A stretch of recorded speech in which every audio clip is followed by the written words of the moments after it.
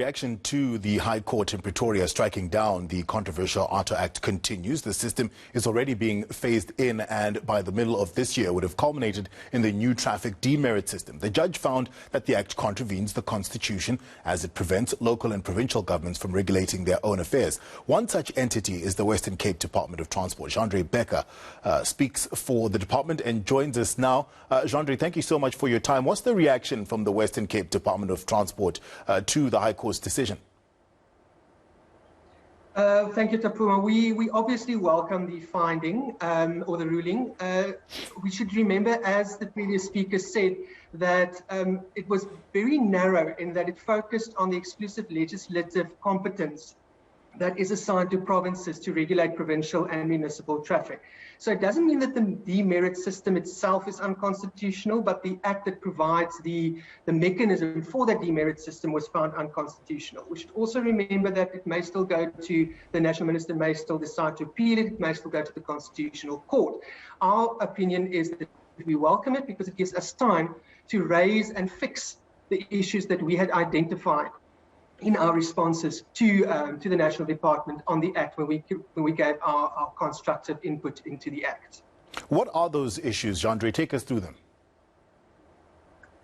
I'm not going to take you to every single nitty-gritty one, but I'm going to focus on our main concerns. Our main concerns was regarding training, for example. The first one was regarding training.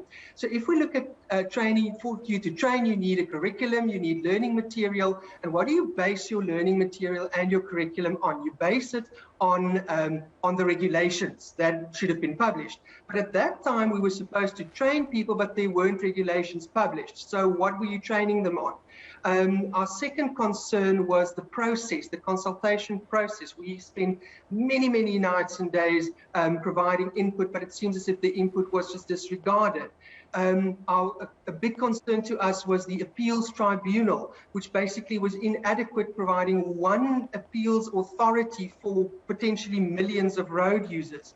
So if we take that into consideration, the regulations not being published at time, the process being flawed, in our opinion, implementation issues such as the appeals tribunal, we take all of that. That is why we withheld our concurrence with the Act.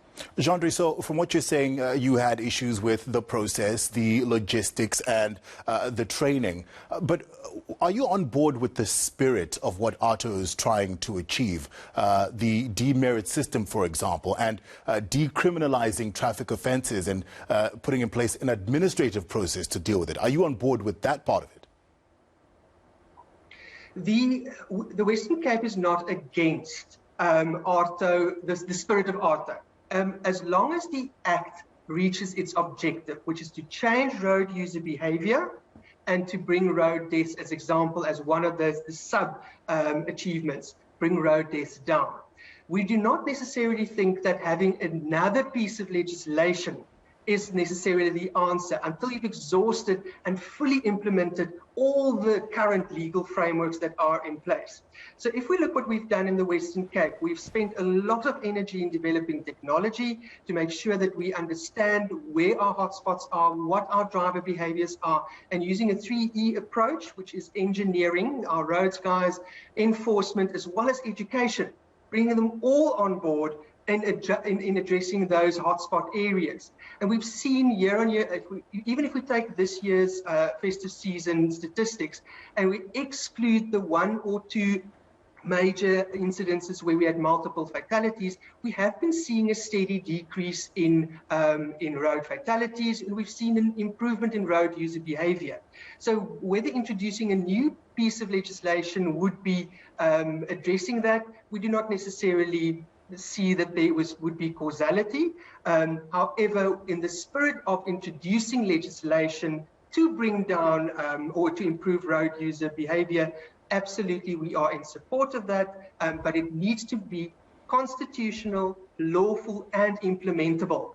And if it isn't all those three things, then unfortunately we cannot support it. But at this stage, as we said, we were still practicing and implementing and getting ready to implement, because we show our support for getting safer roads out there.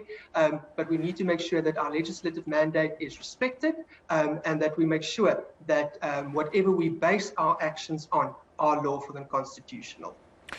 Part of the act that's received the most focus is the demerit system. It works in other parts of the world. It's been effective. Will that be effective in South Africa? Once again, it depends on how you implement and how you make sure that you do it properly, and that you keep corruption out of the system, and that you make sure that your appeals processes are watertight, to not have someone bear the brunt of something that they weren't guilty of. So obviously we welcome any mechanism to bring down road carnage and to improve road user behavior. That may include a penalization system like a demerit system. However, the question that we constantly ask as the Western Cape, have we explored enough of I don't want to call it a reward, but almost acknowledging good road user behavior? If we take the past week in the Western Cape, we pulled over and checked close on 37,000 vehicles on provincial roads, and only 124 were found to be unroadworthy or didn't have an operating license, etc., and that we had to discontinue. So if we take that fraction, it shows once again the vast majority of road users are law-abiding. They want to abide by the law. They want to get that gold star to say that we are with you in this fight to make our roads safer.